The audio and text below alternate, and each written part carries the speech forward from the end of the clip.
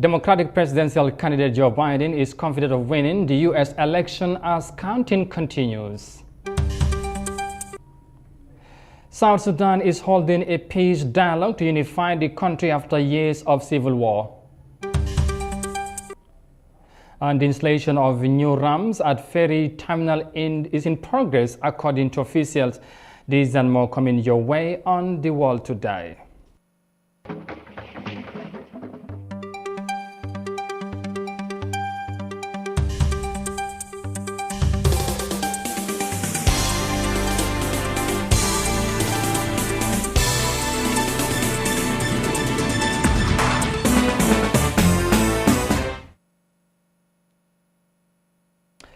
Hello, this is Africa TV and you are watching the World Today News Bulletin.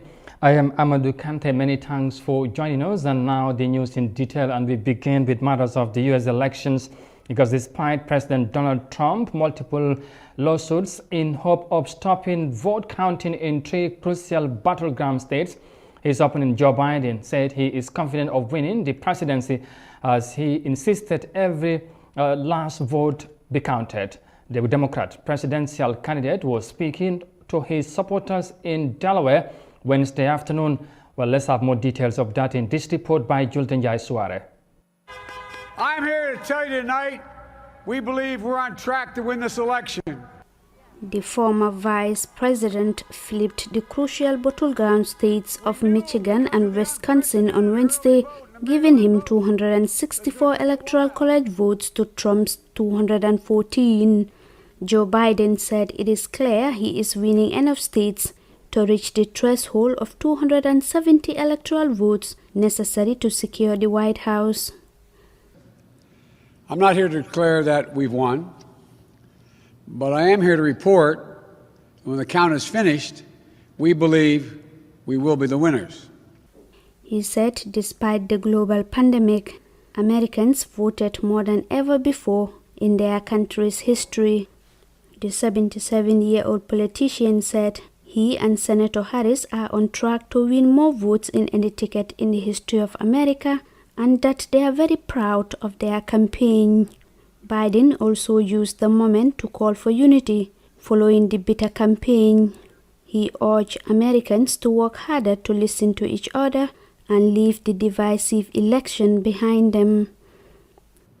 So once this election is finalized and behind us, it'll be time for us to do what we've always done as Americans, to put the harsh rhetoric of the campaign behind us, to lower the temperature, to see each other again, to listen to one another, to hear each other again, and respect and care for one another, to unite, to heal, to come together as a nation. I know this won't be easy.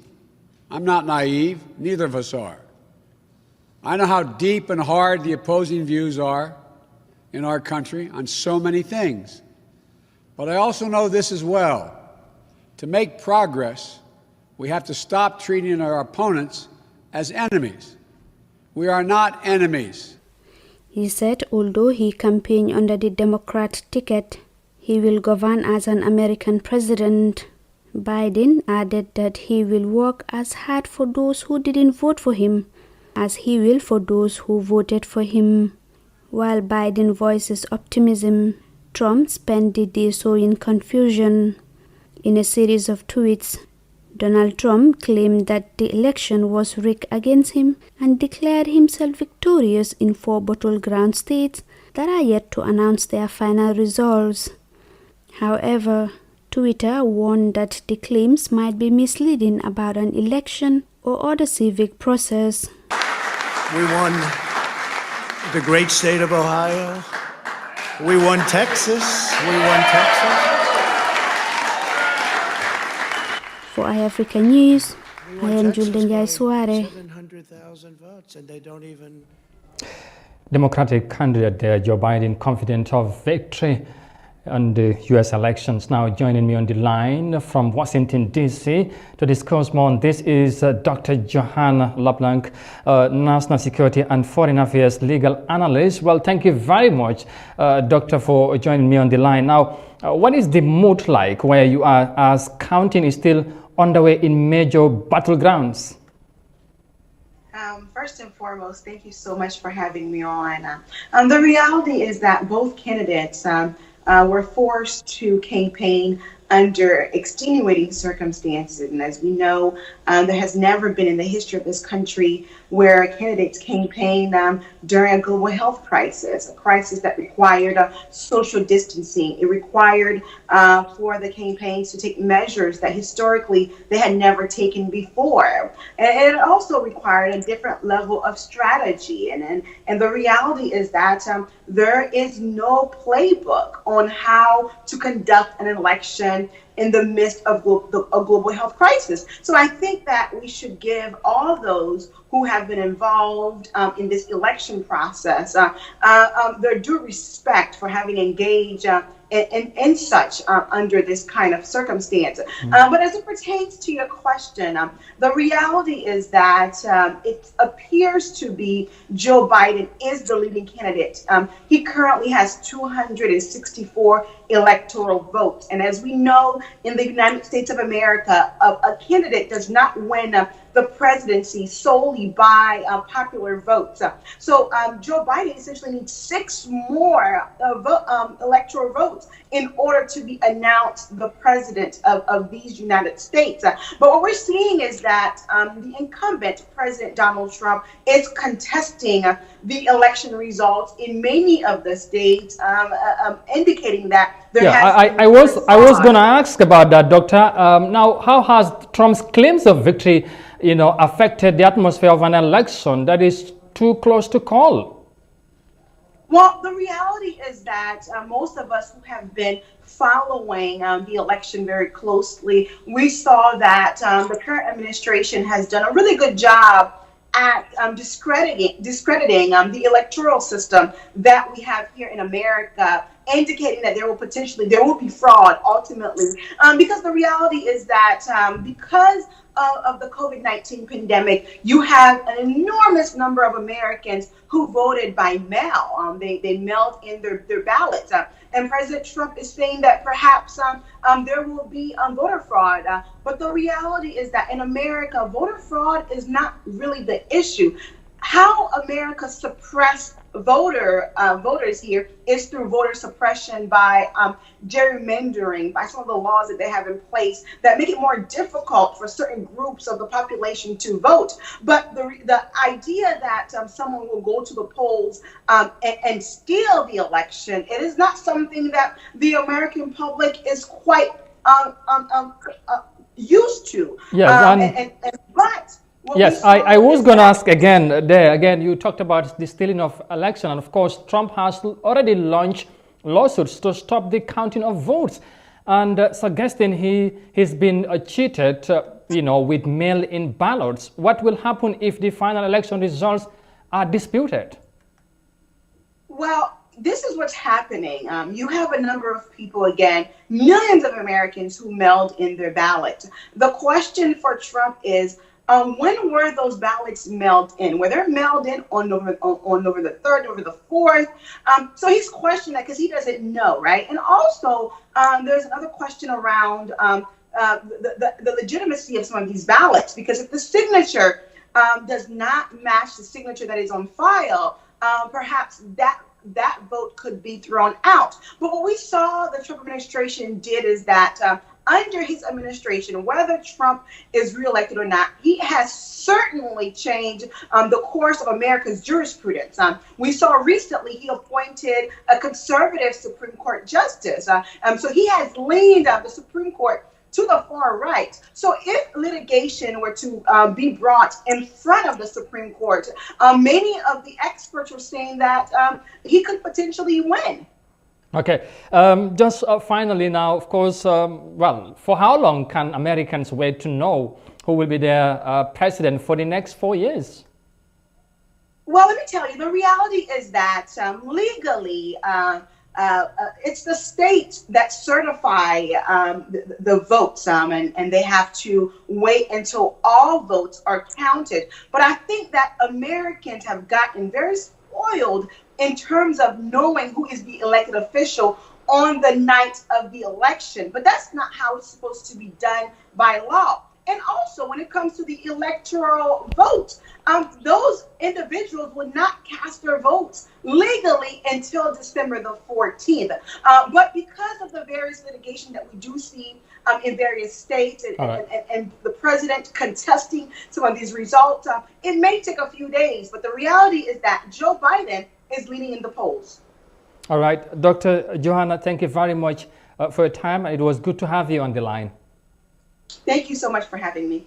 Thank you very much. And that was Dr. Johanna, live from Washington, D.C., talking to us on the latest developments on the American elections as the world awaits who will be, of course, the next president for the United States for the next 4 years. And we're going to stay with matters of the American elections because American voters are still anxiously waiting for the final results of the 2020 presidential elections as votes are being counted. Speaking on Tuesday, President Trump said he wants voting to stop, suggesting fraud, but some voters in New York City took to the streets on Wednesday calling all votes to be counted.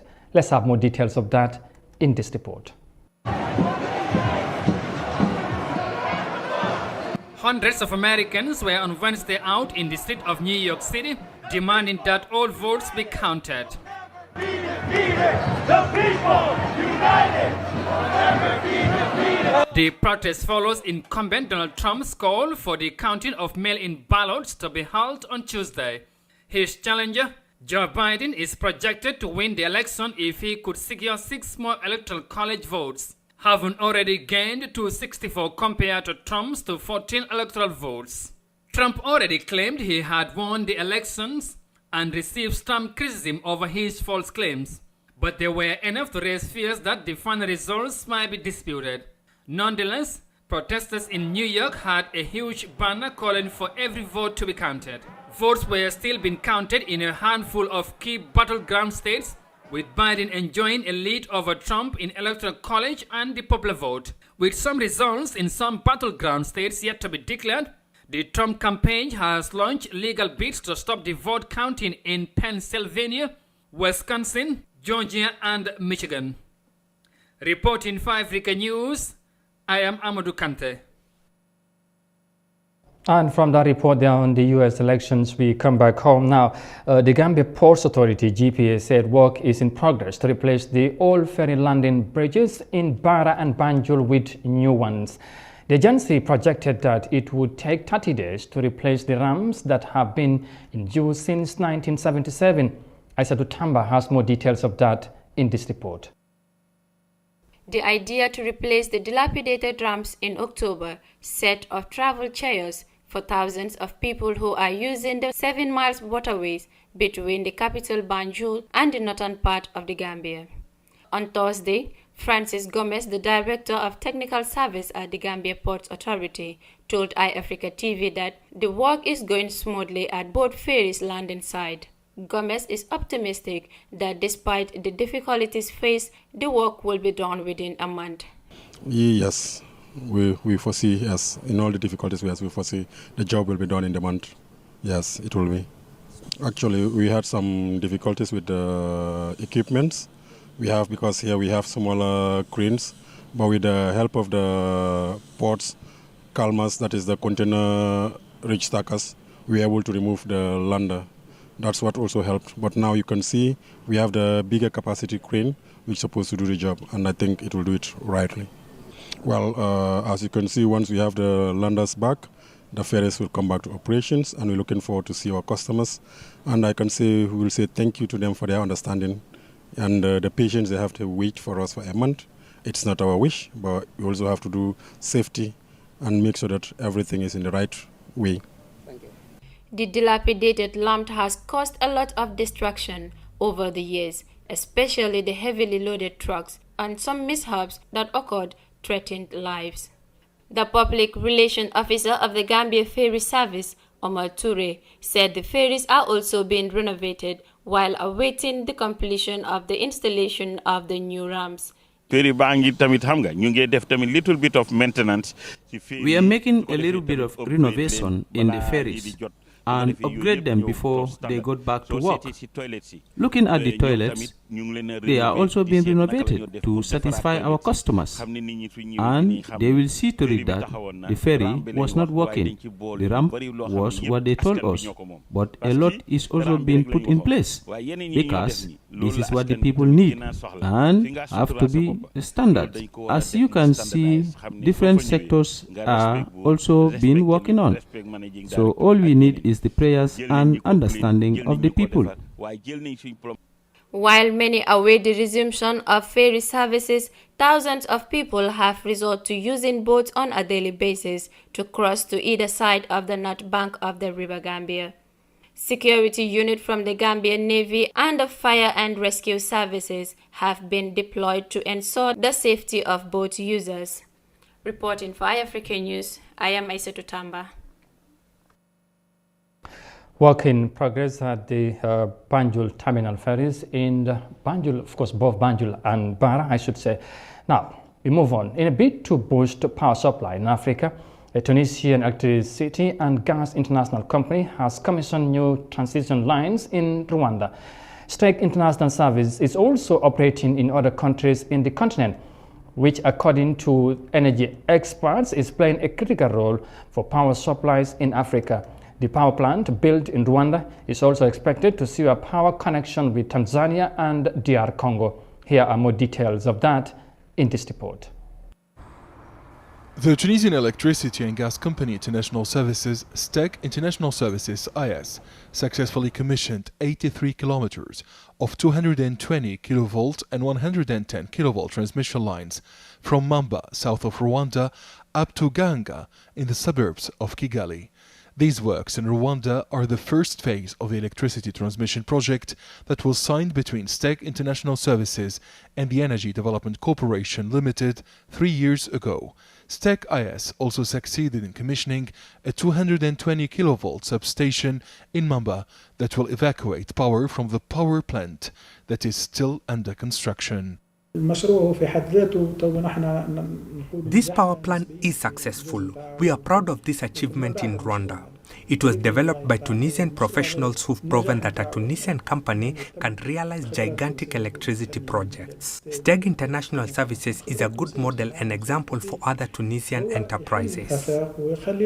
The project is divided into two main parts, the transmission lines and the high voltage substations. The lines, there are two types of line. There are 220 kilovolt lines, which are a total of 60 kilometers, 170 towers. And there is the 110 kV lines with a total of 40 kilometers and 120 something towers. For the substations, there are three substations. There is Mamba substation, Rwabusoro substation and Bugesera substations. These are HV substations. In each substation there is an auto transformer of 93 MVA, which is considered as a big transformer, especially in Rwanda within its current network. Energy experts affirm that STEG and its subsidiary STEG IS is playing a critical role by exporting its services to sub-Saharan Africa and the Middle East region. The company operates in Libya, Senegal and Saudi Arabia. The company can realize projects in renewable and traditional energy. STEG and STEG International Services have the necessary logistical and human means, as well as the technical expertise. The new power plant in Rwanda will evacuate power to its national network. There will be an interconnection between Rwanda, Tanzania and Democratic Republic of Congo. STEG IS substations will be integral to this interconnection. The power plant has cost $64 million. Over 200 Tunisian engineers, technicians and administrative staff are taking part in the project. According to STEG International Services, similar projects are under study in other African countries. You're watching the World Today News Bulletin on Africa TV, and there's more news coming ahead. But for now, we'll take a short break, and when we return, we'll look at the rest of the story. Stay with us, we'll be right back.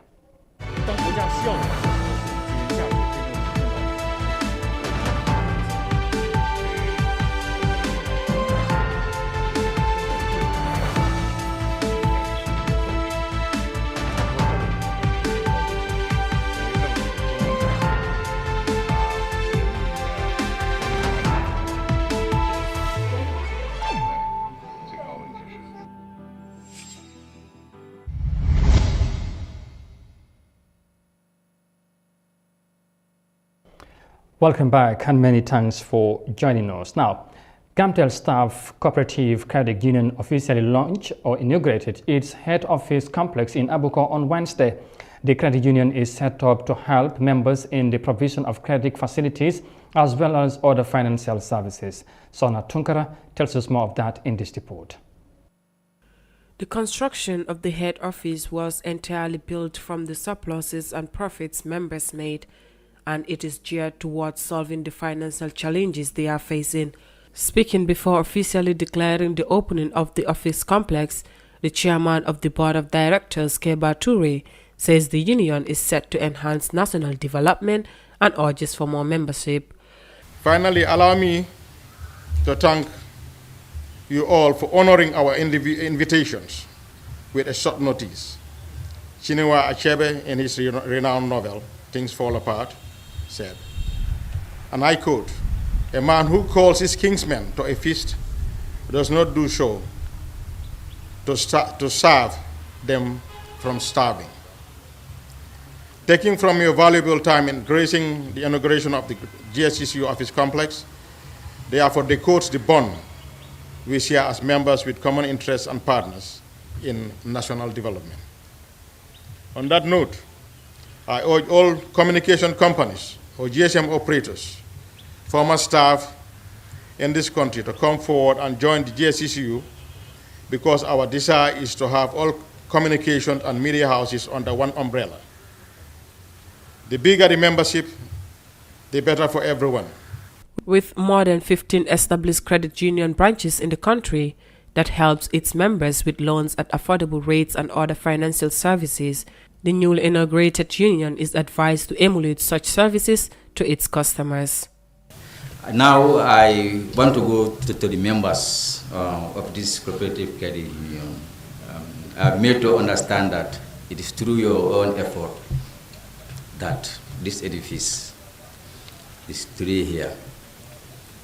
So I think it's one thing to have this edifice here, but it's also another thing to make the best use of it. It is yours. I mean, you should make the best use of it. Let it not be a white elephant or something else. We have seen other sister cooperative credit union, to make financial services available, accessible, and affordable to its members. I think the construction of this edifice is very, very timely.